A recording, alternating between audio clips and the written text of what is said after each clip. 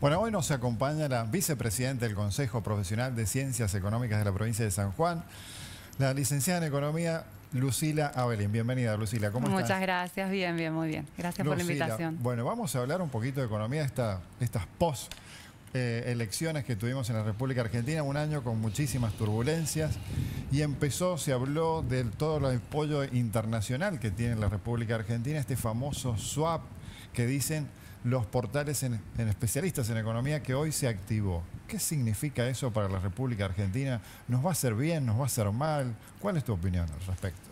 A ver, primero, ¿qué es un swap? ¿Qué es eso? Claro, empecemos por el principio. ¿Qué es un swap? Es un intercambio de monedas que hacen dos países. Sí, antes de las elecciones, Estados Unidos, que salió por todos los medios, compró pesos. ¿Cómo funciona eso? Nos decían, bueno, nos regalaron dólares. No, en el mercado internacional y en las finanzas nada se regala. ¿Cómo funciona eso? Se hacen estos intercambios. ¿Qué hace Estados Unidos con los pesos? Que eso me lo preguntaban muchísimo. Bueno, ¿qué hace Estados Unidos con los pesos argentinos? Obviamente los invierten en papeles argentinos, ¿sí? El Banco Central emite papeles, los compra el Tesoro de Estados Unidos y obviamente les genera un interés, que no se dio a conocer cuál fue la tasa de interés de esos papeles, ¿sí? Fueron supuestamente unas LELIQs que se emitieron, pero que se desconoce la tasa de interés. Justo viene la baja del tipo de cambio después de las elecciones y ahora esta activación, ¿para qué son estos dólares? Se devolvieron los dólares que nos habían prestado, entre comillas, antes de las elecciones y se usaron para pagar también intereses que teníamos que cancelar con el Fondo Monetario. Esa fue la activación, que se calcula unos 3.000 millones de dólares. Bien, esto que nosotros decimos que está sucediendo con el Banco Central de la República Argentina, ¿cómo se espera o cuáles son estas expectativas que tienen de cara, no vamos a decir el 2026, ¿no? Pero por lo menos en lo que resta de este 2025? Se habla mucho de que refuerzan las reservas, este dinero. ¿Sirve para eso? ¿Sirve para contener el tipo de cambio? Bueno, hay toda una discusión en temas reservas, ¿no?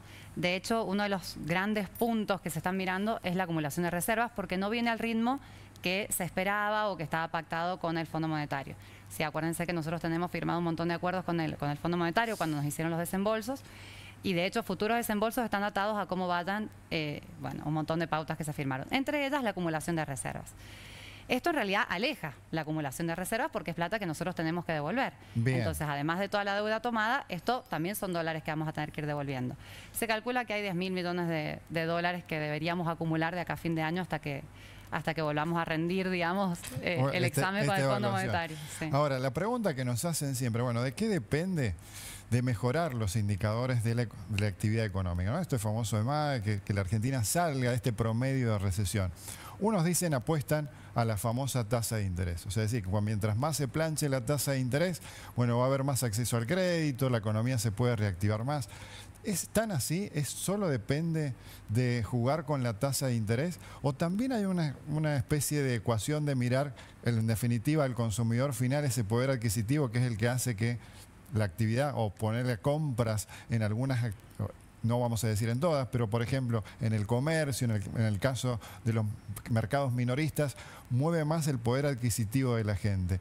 ¿Qué, en tu opinión, qué es lo que viene de cara al 2026? ¿Va a seguir jugando el Ministerio de Economía más fuerte con la tasa de interés? ¿Ese es el objetivo? Te diría que es una combinación. O sea, viste que en macro están todas las variables relacionadas y es muy difícil que vos tengas un solo driver para un solo resultado. Entonces te diría que acá hay una combinación de un montón de cuestiones. Vamos por temas reservas, temas dólares y cómo te impacta eso. Bien. Ya se está hablando, de hecho, de que va a haber una flexibilización en el esquema cambiario. Hoy en día tenemos banda superior, banda inferior de tipo de cambio que ajustan al 1%. La superior para arriba, la inferior para abajo. Correcto. Ya se está hablando que eso podría ir al 1,5. ¿Qué es lo que muchos le están exigiendo al mercado internacional? O sea, se hablaba de que se corregía sí o sí después de las elecciones, más allá, digamos, de eso, porque hoy el tipo de cambio está planchado en la banda alta, más allá, digamos, de que... Bueno, o sea, pros y contras de eso también, ¿no es cierto? Digamos, pro, mientras más alto el tipo de cambio, más favorece nuestras exportaciones, por ende más favorece el ingreso de dólares.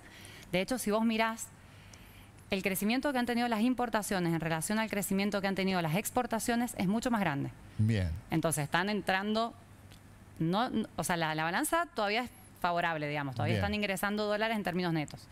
Pero están creciendo mucho más las IMPO que las Expo. Eso te mostraba un tipo de cambio apreciado, ¿sí? Que estaba barato.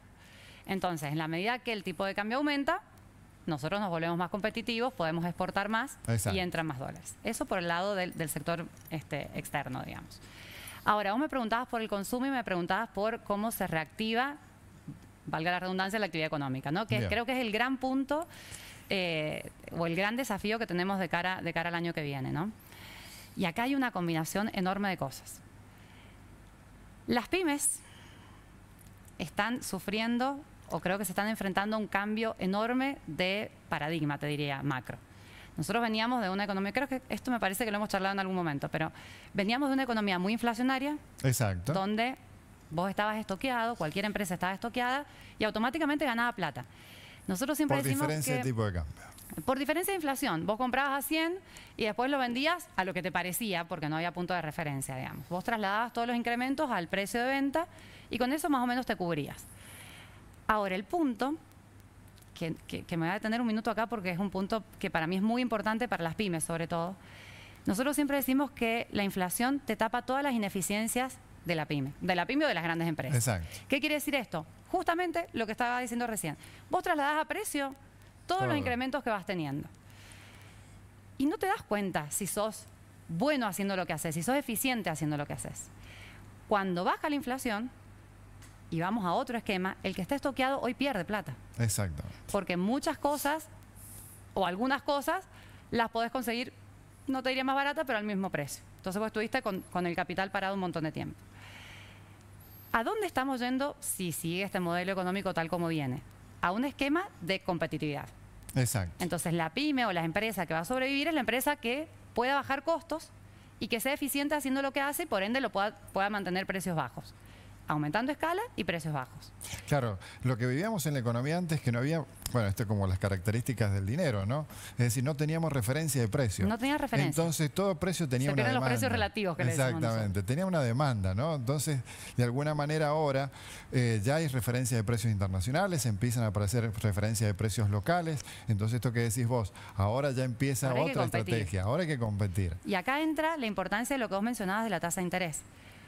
Y de un montón de otras cosas que ya voy a tocar. Pero, ¿cómo hace una pyme? Lo primero que debería hacer hoy una pyme, mirar su estructura de costos. Decir, bueno, a ver, de mi estructura de costos, ¿dónde puedo bajar? ¿Qué puedo reducir de costos? Empezar a mirar los procesos internos de las pymes, empezar a ser eficiente en todos los puntos de las operaciones. Y acá, yo te decía recién que hay que tratar de aumentar el volumen de producción. ¿Cómo haces eso? ¿O cómo incorporas tecnología? Básicamente financiándote. Exacto. O sea, ninguna pyme, o son muy pocas las pymes, bueno, acá en San Juan no tanto, pero generalmente las inversiones grandes se hacen con apalancamiento, pidiendo crédito. Y ahí la importancia de la tasa de interés. Entonces, vos necesitas tasas de interés bajas para que las pymes inviertan, se puedan hacer más competitivas y puedan sobrevivir en este nuevo esquema macro. Ahora, ¿cuál es la contracara de eso? Bueno, que ya lo estamos viendo en un montón de empresas, que están reduciendo las cargas laborales, pasando medio jornal, despidiendo gente, y eso te pega en consumo. Totalmente. Entonces vos, la gente que pierde el trabajo o que le reducen la jornada laboral, claramente no puede consumir al mismo ritmo que venía antes. Y acá empieza el trade-off, digamos. Vos bajás inflación, se empiezan lentamente a recomponer el poder adquisitivo de los sueldos, pero si te aumenta el desempleo, te sigue pegando en el consumo, digamos. Es decisivo las reformas laborales y bueno, es parte de este costo de las empresas que las empresas no manejan. Bien. O sea, nosotros decíamos, bueno, vos revisás la estructura de costos tuya, interna de la empresa. Entonces vos decís, bueno, puedo reducir este puesto o puedo eficientizar esta parte del proceso, me compro una maquinaria que me permite bajar costos. Ahora, no puedes manejar la parte impositiva, no puedes manejar las cargas laborales, no puedes manejar el costo del transporte, que es otro tema enorme. O sea, el costo logístico en Argentina es altísimo. Por eso también la importancia de los trenes y de todo esto que se está hablando en términos logísticos.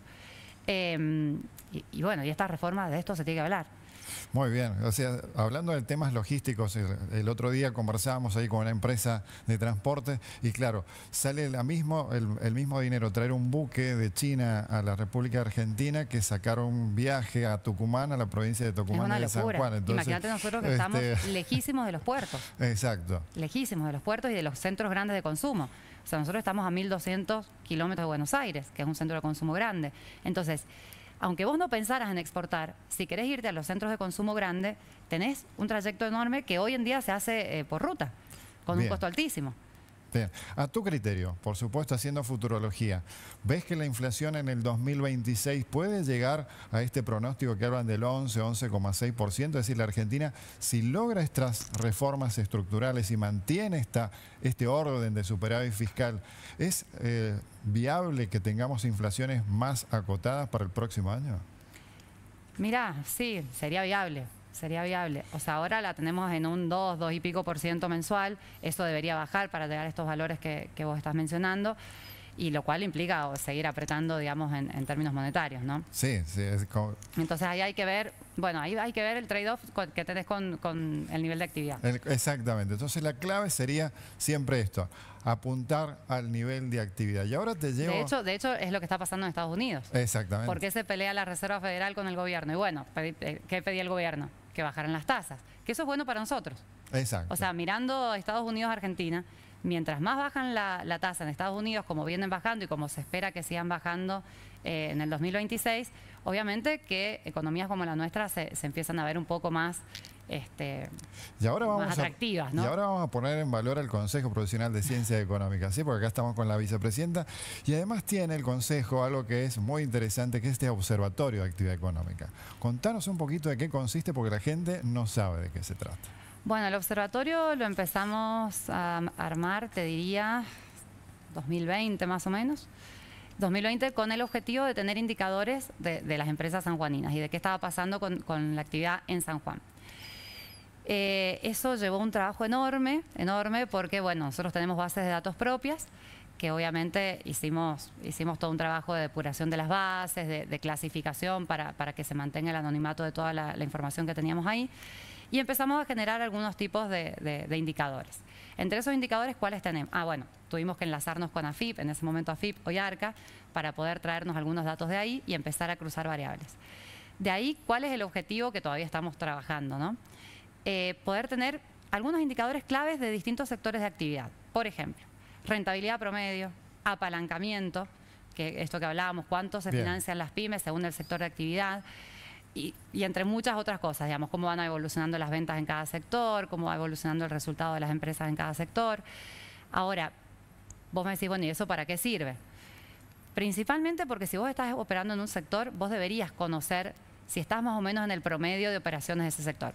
Ponele, vos estás ganando un X porcentaje, bueno, estoy bien. Y más ahora en este escenario que hablábamos recién. Exacto. ¿Es coherente que yo esté ganando este porcentaje o que mi rentabilidad esté en torno a este porcentaje? ¿Cuánto me estoy apalancando? ¿Podría apalancarme más barato o no?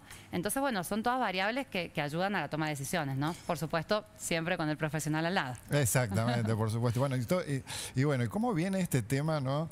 Te saco un poquito de este ámbito, pero bueno, es interesante lo que ha sucedido en este 2025 y también lo hemos vivido, que el Consejo ha apostado mucho también a la capacitación del profesional en las ciencias económicas con la inteligencia artificial. Qué tema, ¿no? ¿Cómo se viene esta nueva incursión? Porque este año pegó muy fuerte, sobre todo en las ciencias económicas. Sí, pegó muy fuerte en las ciencias económicas y creo que en todas las profesiones. O sea, la inteligencia artificial es algo que ya nos va a atravesar en todos los ámbitos de la vida, te diría. Y que creo que es una gran oportunidad. Vos me preguntás a mí, para mí la IA es una oportunidad enorme de apalancarnos. Exacto. Y también de repensarnos como profesionales. O sea, yo creo que los perfiles profesionales, hablando puntualmente de ciencias económicas, creo que va a pasar en todas las profesiones, pero puntualmente en la nuestra, son perfiles que van a ir cambiando. Van a haber tareas repetitivas que vamos a dejar de hacer y que vamos a tener tiempo de sentarnos por ahí con las empresas, sentarnos con los clientes e ir a un esquema más de asesoramiento, de consultoría, de análisis. De validar.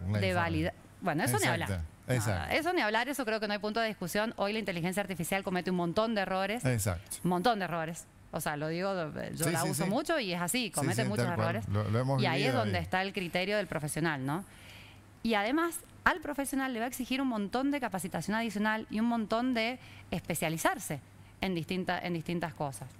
Por ejemplo, el manejo de datos. Y acá creo que se nos abre a nosotros un campo enorme de oportunidades laborales y de espacios que vamos a poder ir abarcando, que quizás hoy no lo hacemos. Y el trabajo del Consejo Profesional de Ciencias Económicas con las entidades financieras, con las entidades gubernamentales como el Ministerio de la Producción, ¿es fundamental? Es fundamental. Sí, nosotros tenemos Gracias a Dios el Consejo tiene mucha vinculación con un montón de organismos y un montón de instituciones, tanto públicas como privadas, siempre en pos de sumar, digamos, a la economía sanjuanina, ¿no? Los profesionales en ciencias económicas estamos en contacto con todas las empresas tienen un profesional de ciencias económicas y tenemos ese termómetro. Y creo que podemos aportar mucho a la sociedad en general y puntualmente a las estructuras productivas de la provincia. Entonces sí, buscamos mucho esa vinculación, trabajamos muy en conjunto, tratando siempre de dar una mirada técnica, ¿no? Bueno, como última preguntita, ya redondeando, ya se vienen las elecciones en el Consejo. Tenemos y tenemos elecciones aquí en el Consejo. a la próxima candidata a ser presidente. Sí, presidente. ¿Y cómo estamos? ¿Preparados? Bien, sí, preparados. La verdad que tenemos un equipo hermoso. Bien. O sea, a ver, el Consejo está presidente y vicepresidente, pero hay todo un consejo directivo. Bien. Que trabaja un montón, que son todos profesionales muy comprometidos, que regalamos tiempo, que es lo más valioso que tenemos, en pos de aportar a la profesión, a las profesiones. Y la verdad que muy cómoda con el equipo. O sea, yo soy muy de creer en los equipos. Perfecto. Así que bueno muchísimos desafíos para el año que viene. Muchos desafíos, mucho éxito y un placer tenerte gracias. siempre acá, Lucila. Y te esperamos tener para más análisis económicos, como siempre aquí, Cuando por quieran, Pensar siempre a San Juan y disposición. Canal 8. Un placer. A vos.